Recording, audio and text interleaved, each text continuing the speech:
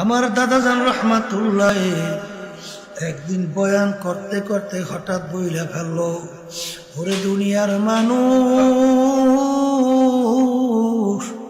তোমরা আমাদের কথা শুনলা না, কিন্তু গরুকে যদি বলি গরু আমাদের কথা শুনবে।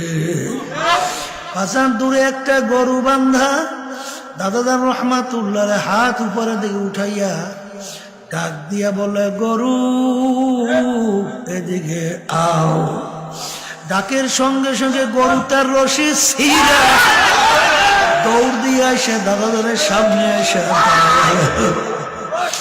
তখন দাদাজান বলেন, ওরে দুনিয়ার মানুষ, আমাদের কথা শুনলি না, দেখ গরু পর্যন্ত আমাদের কথা মানে।